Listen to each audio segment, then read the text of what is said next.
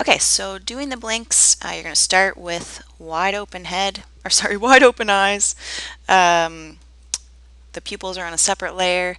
You can do them fully closed, which essentially should just be a filled in version of the skin color. Or, in Delilah's case, she's wearing eyeshadow, so it's a different color when she blinks. But for the most part, you'll probably see possibly maybe a line over top for a crease, and then the line underneath maybe, or maybe you have eyelashes on your character, who knows. But some sort of indication, at least like maybe a line, just a line, and it probably will go up into the lash a little bit. And we can take a look. I've labeled my drawings here because essentially we can make it a little bit easier. Let's look at it large. We're going to create the blink by having open, closed. Then you're going to create a half open eye. And what we can do is we can copy that. So we can have the first frame is going to be frame 1, which is going to be the same as when it's open at the end. Frame 2, we can copy it again over here. You could do a simple 5 frame blink, but it's nice to add in this last little one at the opening, so it's your eyes are opening a little bit slower for the blink. So we can have it in between here as well. Okay. You're going to have a pupil over top. Anytime that the eye is open, when it's closed, you're going to have a blank keyframe. All right. The next step is creating a mask over top of the eyes, so that it's going to mask the pupil so that we only see the pupil when there's whites in the eyes. Okay. So what I'm going to do is I'm just going to start. I don't really want to start too much from scratch, but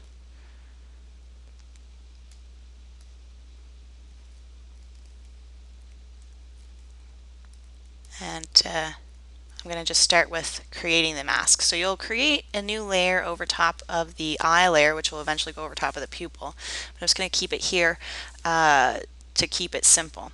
And what I like to do is just copy all of the keyframes of the eye. So we can go in, copy frames, paste the frames. You can do Control-Alt-C, Control-Alt-V.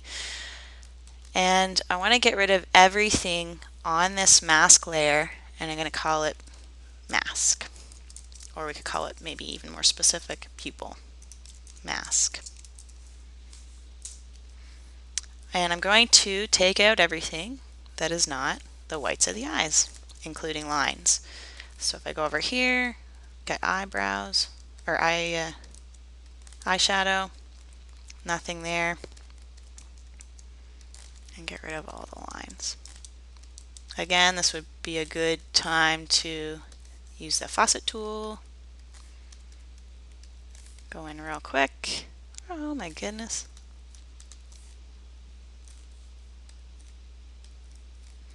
Go in really quick and get rid of any lines. All right. Now to keep it a little bit more, whoops, easy for me to understand which layer is which, because right now they're going to basically look the same, I like to go in and just color all of these ones red. So we can go in and we can use the Edit Multiple Frames option, and what that does is it allows us to select multiple frames and do the same thing to them at the same time. So I can go in, I can do this, select everything in there. I want to make sure that all my other layers are locked. Right now I turn them off because it makes it easier for me, and then I can go in and select the color red, and everything should be red, and everything is red. Now we don't want to mask the eyes, we want to actually mask the pupil. So what I'm going to do is going to pretend that I don't have that layer there. So if I have the pupils, I'm going to put the pupils back underneath. So now I've got my mask over top, my eyes, my pupils underneath, and the actual eyes themselves with the lids and everything underneath that. So if I create a mask, this will mask the pupils, and when I make sure that this is being shown, when I go through to blink, it will only show the pupils on the whites of the eyes, okay, during the blink. Makes it very easy to do subtle eye movements, and I can turn the mask off while I'm working with the pupils. Probably what you're going to want to actually have, if you want to have pupils moving at different rates, you could have these set up as separate symbols and you'd have one on each separate layer. Or if you wanted someone to have kind of a wonky eye, that would be a good way to solve that.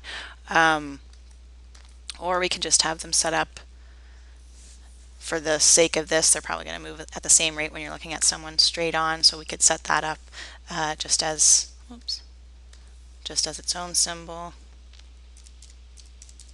Call it pupils 1. And we can have someone looking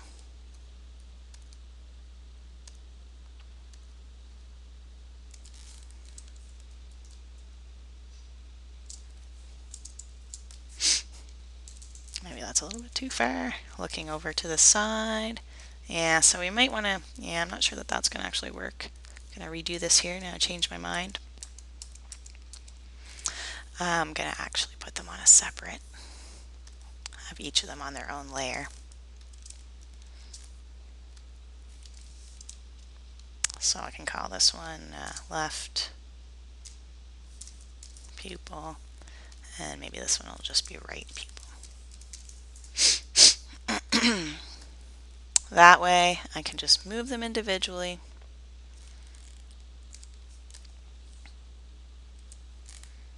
That is presuming that these are already symbols. Yeah, so they were already symbols. And again, I want to make sure that I do the same thing over here afterwards, after the blink, but I can move these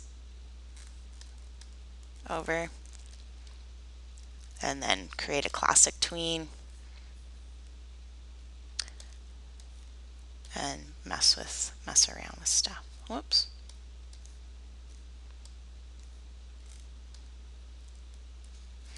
So it's not going to work unless all the layers are locked and we can see them. Now we can see everything's moving cohesively. All right. So you can go through and do that for each of the heads that you're going to be using in your production.